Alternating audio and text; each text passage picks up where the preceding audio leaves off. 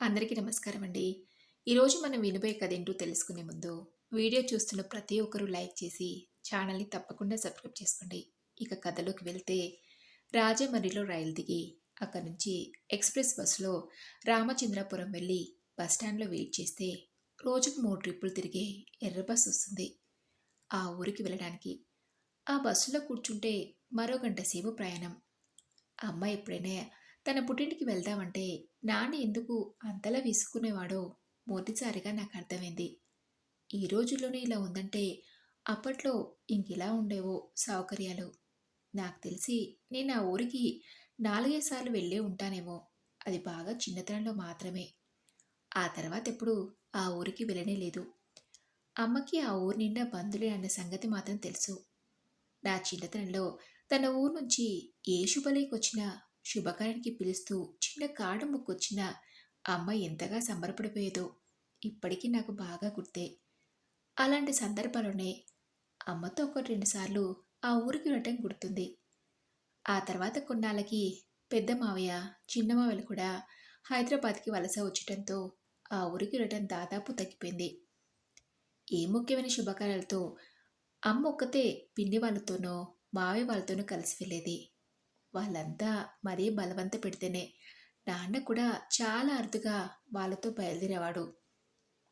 ఈ మధ్యకాలంలో ఏ ఫంక్షన్ అయినా కాకినాడలోనో, రాజమండ్రిలోనో, ఎక్కువగా హైదరాబాద్‌లోనో జరుగుతుండడం వల్ల ఆ మాత్రం అవసరం కూడా కలగటం లేదు. ఇదిగో ఇప్పుడు ఇన్నాళ్ళకి మళ్ళీ ఆ ఊరికి వెళ్ళాల్సిన అవసరం పడింది. అసలు ఆ పనికి ప్రత్యేకంగా పని కట్టుకొని మేము రానక్కర్లేదు. కానీ అమ్మ పట్టుపడటం వల్ల బయలుదేరాల్సొచ్చింది. నాన్న మీద కోపంతో ప్రయాణంలో దారి పొడవునా నాతో ముభావంగా ఉన్న అమ్మ రామచంద్రాపురంలో బస్సు దిగగానే మొదటిసారిగా నోరు విప్పింది. కళ్ళింతలు చేసుకుని చూస్తూ చుట్టూ ఉన్న పరిసరాలను గమనిస్తూ రామపురమేనా ఇదెంతగా మారింది అంది. ఆశ్చర్యమో, ఆనందమో తెలియని నవ్వుతో అమ్మ ముఖం వెలిగిపోతుంది. ఆ ఊరి పేరుని ఆమె పలికిన తీరుకు నవ్వొచ్చింది నాకు.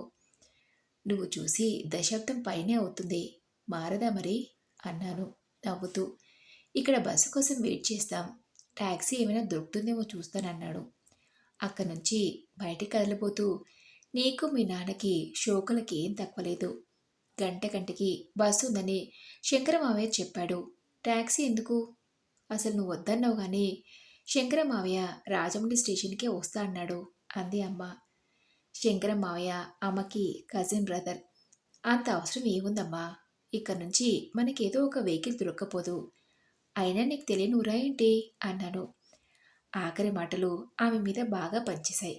అవునవును అంది. ఇక్కడి నుంచి మా ఊరికి జట్కా బండ్లు వెళ్తాయి. బస్సు కోసం చూసే ఓపిక లేకపోతే దాంట్లో వెళ్ళిపోదాం. నేను మళ్ళీ నవ్వాను.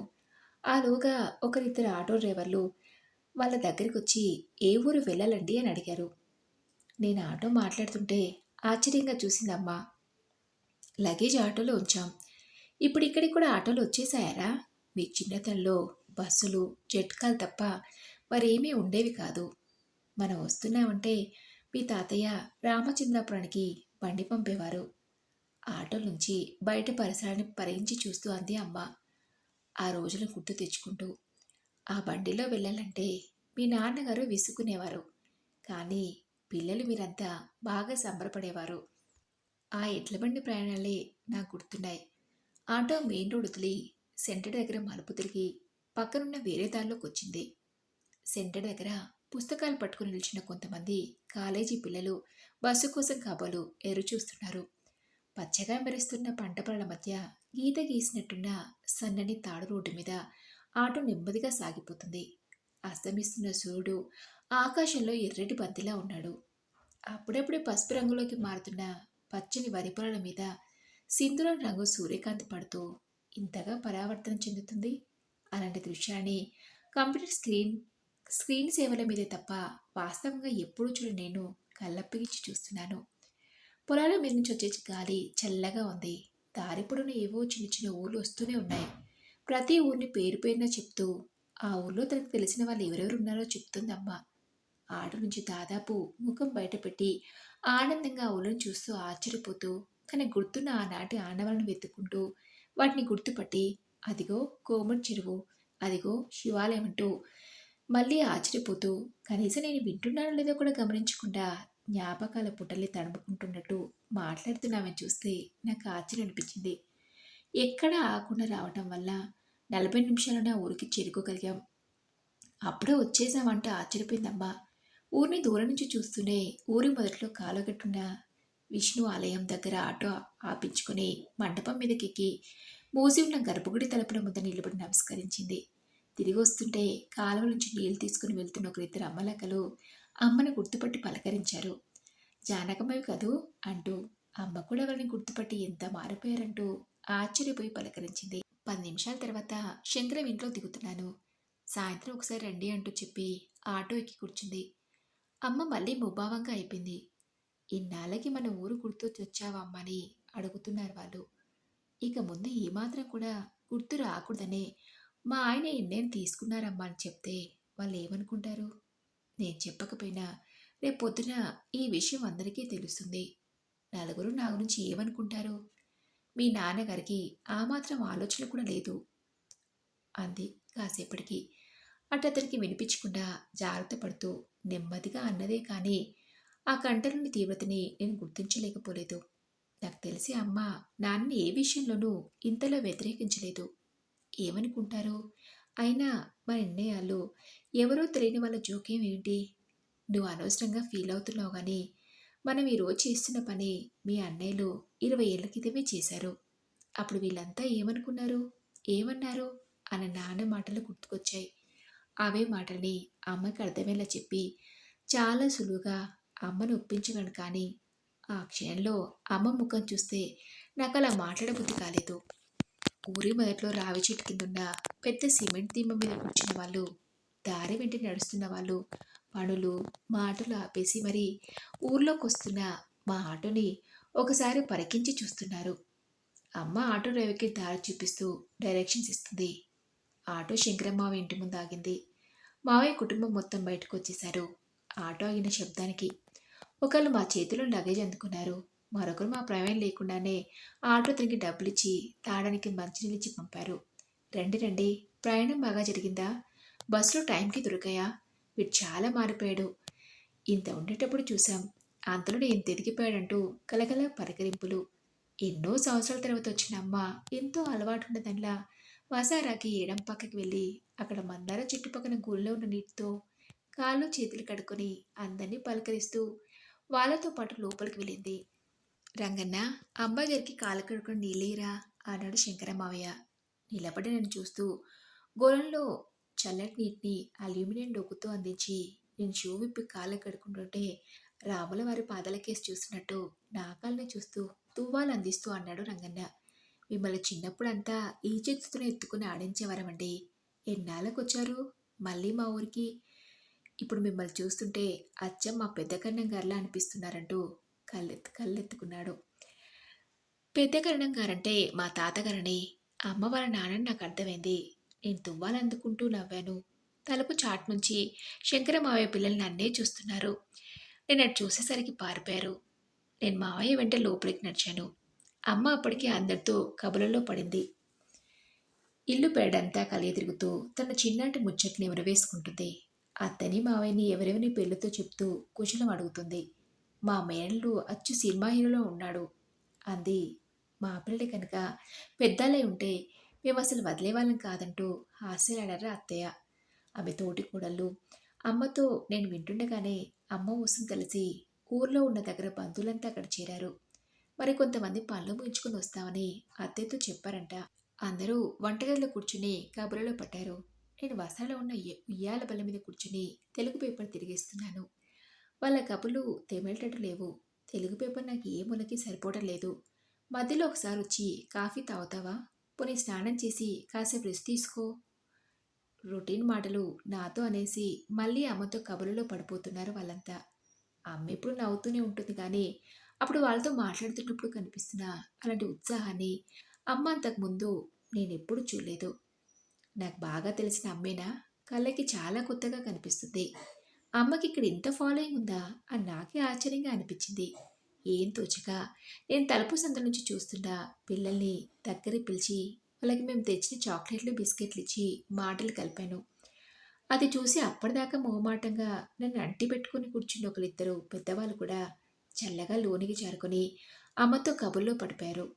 వాళ్ళ కబుర్లు నాకు నెమ్మదిగా వినిపిస్తూనే ఉన్నాయి.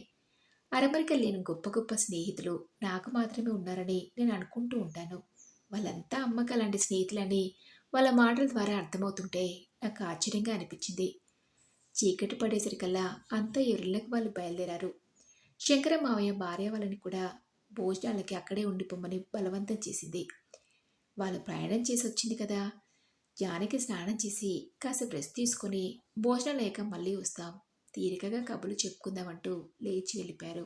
స్నానం చేసి కాటన్ చీర కట్టుకొని వచ్చి అత్తయ్యకి వంటలో సాయం చేస్తున్న అమ్మ దగ్గరికి వచ్చి మెల్లగా అన్నాడు శంకరం మావయ్య. బావ చెప్పినట్లే ఊళ్ళో నలుగురితోనూ ఒక మాట చెప్పుంచాను.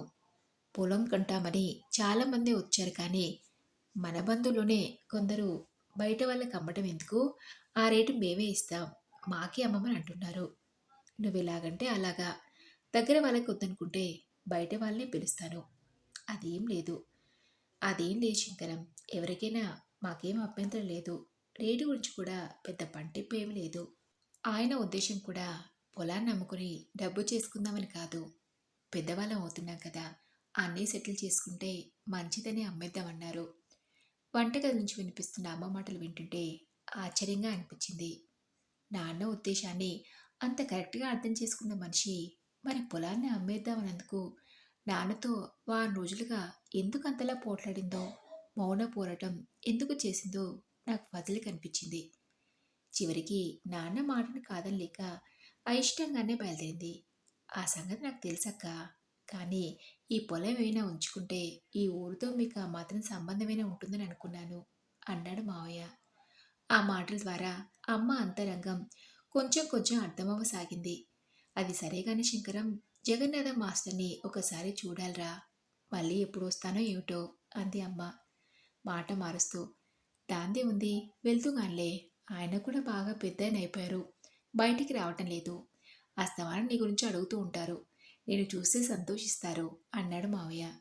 అవునరా, వచ్చిన దగ్గర నుంచి చూస్తున్నాను, విశ్వనాథం కనబడదేంలే, ఎలా ఎలా ఉన్నాడు హఠాత్తుగా అంది అమ్మ. మావయ్య దీర్ఘంగా నిట్టూర్చడం వినిపించింది. ఎలా ఉంటాడో అలాగే ఉన్నాడు. ఆ పాడుతావుడికి ఇల్లు కుళ్ళైపోయింది. ఇంట్లో వాళ్ళకి తినడానికి తిండి లేదు, కట్టుకోవడానికి బట్ట లేదు. ఆ పిల్లానికి పిల్లలకి అభిమానం జాస్తి. ఒకరి ముందు చేయి చాపడం ఇష్టం లేక అలాగే పస్తులుంటూ నెట్టుకొస్తున్నారన్నాడు. నేను వస్తున్నట్టుగా చెప్పావా అంది అమ్మ. మధ్యాహ్నమే రోడ్డు మీద కనిపిస్తే చెప్పాను. మనిషి అదే స్థితిలో ఉన్నాడు. నీ ముందుకు అలా రాలేదనుకుంటాను, లేకపోతే వచ్చేవాడే అన్నాడు మావయ్య. అమ్మ మౌనంగా ఉండిపోయింది. విశ్వనాథం అంటే ఎవరు కుతూహలంగా అడిగాను. నేను భోజనాలు చేస్తుంటే ఆయన ప్రసక్తి మళ్ళీ రావటంతో, మీ అమ్మ తను ఒకే క్లాస్ చదివేవాళ్ళు, ఇద్దరూ స్కూల్కి కలిసి వెళ్ళేవారు, మాకు దూర బంధువు. మీ అమ్మకి వరుసకి అన్నయ్య అవుతాడు, కానీ బంధుత్వం కన్నా స్నేహమే ఎక్కువ. ఒకరంటే ఒకరు వాళ్ళకి ప్రాణంగా ఉండేవారు అన్నాడు మావయ్య. రేపు నేను పెందలాడే బయలుదేరి విశ్వనాథం ఇంటికి వెళ్తానా శంకరం, లేట్ అయితే వాడు మళ్ళీ ఎటో వెళ్ళిపోతాడేమో అంది అమ్మ కొంచెం దిగులుగా. సరే, మా పెద్దదాన్ని తీసుకుని వెళ్ళు అన్నాడు మావయ్య. మా భోజనాలు అయ్యి కాసేపు విశ్రాంతి తీసుకోగానే మళ్ళీ అమ్మ గ్యాంగ్ అంతా వచ్చేసింది. ఆరు బయట పెరట్లో మంచాలు పక్కలు వేసుకొని మళ్ళీ కబుర్లు మొదలుపెట్టారు. నేనుంటే వాళ్ళ స్వేచ్ఛకి అడ్డుగా ఉంటాననిపించి నాకు నిద్ర వస్తుందంటూ లోపల గదిలోకి వచ్చేసి పడుకున్నాను. వాళ్ళ మాటలు నెమ్మదిగా వినిపిస్తూనే ఉన్నాయి. మధ్య మధ్యలో అమ్మ విశ్వనాథం గురించి ఆడటం కూడా వినిపిస్తూనే ఉంది. ఆ మన్నాడు ఉదయాన్నే అమ్మ బయలుదేరిపోతుంటే, ఎక్కడికి, విశ్వనాథం గారింటికేనా, నేను వస్తా అన్నాను. అమ్మ చిన్నటి ప్రాణశక్తి చూడాలని నాకు అనిపించింది. సరే పద అంది. అంతకు ముందు రోజున్న ఆనందం, ఉద్వేగం ఇప్పుడు ఆమెలో కనిపించలేదు. కంగారుగా భయంగా ఉంది. చాలా కొత్తగా ఉంది నాకు అమ్మనలా చూస్తుంటే. దారిలో ఒక మాట్లాడకుండా ఏదో ఆలోచిస్తూనే ఉంది. అమ్మ పాతకాలనాటి పెంకుటిల్లది, పైన చాలా మటుకు పెంకులు ఊడిపోయి ఆ కాళ్ళలోంచి ఊలుతూ లోపలికి పడింది. గోడల్ని బాగా మాసిపోయి పెచ్చులు ఊడిపోయి లోపల ఎర్రమట్టి కనిపిస్తుంది. మమ్మల్ని చూసి ఆ ఇంట్లోని వాళ్ళు సంతోషించ కన్నా ఎక్కువ కంగారు పడినట్టుగా కనిపించారు. వాళ్ళ లేమిని మేమెక్కడ గుర్తించి బాధపడుతున్న కంగారు గుమ్మంలోనే మాకెదురొచ్చాడు విశ్వనాథ మావయ్య. తలారా స్నానం చేసి నీటి విభూతి రేఖలతో కనిపించాడు. అమ్మ చూసి కంగుతున్నట్టుగా అయి సర్దుకొని నవ్వాడు. శంకరం చెప్పాడు, నువ్వు వస్తున్నావని. రాత్రి లేటైంది. పనుండి ఇదిగో ఇప్పుడు నీ దగ్గరికే వస్తున్నాను. ఈలోగా నువ్వే వచ్చేసావన్నాడు. ఇన్నాళ్ళ తర్వాత కలిసిన స్నేహితుడితో అమ్మ ఒక మాట మాట్లాడలేదు. అతడి వంకే తినేసేలా చురుగ్గా ఒకసారి చూసి చూపు తిప్పుకుంది. అతడి భార్యను పలకరించింది. కూతుళ్ళు ఇద్దరిని పిలిచి ఆప్యాయంగా దగ్గర తీసుకుంది. ఆయన గిలగిల్లాడుతున్నట్టుగా చూశాడు అమ్మ వంక. మీ అబ్బాయ చాలా పెద్దవాడయ్యాడు. ఈ మధ్య చూడలేదు కదా అంటూ అమ్మతో మామూలుగా మాట్లాడడానికి ఆయన చేస్తున్న ప్రయత్నాలు చూస్తుంటే నాకు జాలేసింది. ఆవిడ కాఫీ కలపడానికి వంటింట్లోకి వెళ్ళింది. వెనుకే పెద్ద కూతురు కూడా వెళ్ళింది. నేను నెమ్మదిగా అక్కడి నుంచి లేచి పెరట్లోకి వచ్చాను. స్నానం చేసి విభూతి రాసుకుంటే నేను గుర్తుపట్టలేననుకున్నావా? నువ్వు మారవా? అమ్మ గొంతు నెమ్మదిగా తీక్షణంగా అంటం వినిపించింది. నాకు లోపల నుంచి అలా వాళ్ళిద్దరి మధ్య మౌనం ముక్కలై క్రమంగా మాటలు మామూలయ్యాయి. నేను లోనికి వెళ్ళేసరికి విశ్వనాథం మావయ్య ముఖం తేటగా ఉంది. అమ్మ చేత తినాల్సిన తిట్లన్నీ తినేసినందుకు రిలీఫ్గా ఉందేమో. హుషారుగా బెరుకు లేకుండా అమ్మతో మాట్లాడుతున్నాడు. అమ్మ ముఖంలో మాత్రం దిగులు. ఆ ఇంటిని పిల్లల్ని చూస్తుంటే బయలుదేరే ముందు అమ్మ మేమెవరం చూడకుండా విశ్వనాథ మావయ్యతో చేతిలో చేయి వేయించుకుని రహస్యంగా ఏదో వాగ్దానం తీసుకోవటం కనిపించింది. ఆడపడుచు రాక రాక ఇంటికొస్తే ఏమీ పెట్టలేకపోతున్నాను. అమ్మకి బొట్ట పెడుతూ ప్లేట్లో పూసిన మందార పూలని చేతిలో ఉంచుతూ అంది అత్తయ్య బాధగా. బయటికి వస్తుంటే అమ్మ కళ్ళ నీళ్ళని ఆపుకోలేకపోవటం స్పష్టంగా కనిపించింది. నాకు చాలా విచిత్రంగా ఉంది. ఇదంతా మేం తప్ప మరి లోకము ఉండదన్నట్టుగానే కనిపించే అమ్మలో నాకు తెలియని కొత్త కొనను చూస్తున్నట్టు అనిపిస్తుంది. నాకు అమ్మ వంక చూస్తూనే ఆలోచనలు పడ్డాను. శంకర మావయ్య పిలుస్తున్నాడు, నీతో మాట్లాడంట అంది అమ్మ. నేను అమ్మ చేయి పట్టుకొని ఆపాను. పొలం పెరిగిన సంగతి మాట్లాడడానికేనా? వద్దు, నేను చెప్పేది విను. పొలం మనం అమ్మొద్దు. నీ స్నేహితుడు విశ్వనాథం మావయ్యకి కౌలుకిద్దాం అన్నాను. అమ్మ ఆశ్చర్యంగా చూసింది నా మాటలకి. అవును, నిన్న వాళ్ళ పరిస్థితి కల్లారా చూశాం కదా. చూడపోతే ఆయనకి చేయడానికి పనేమీ లేనట్లుంది. ఎంత నీకు మాటిచ్చినా 4 రోజులు గడిచేసరికి పనేం లేక ఆయన మామూలు దారిలోనే నడుస్తాడు. అతను మారాలంటే ఏదో ఒక పని కల్పించాలి.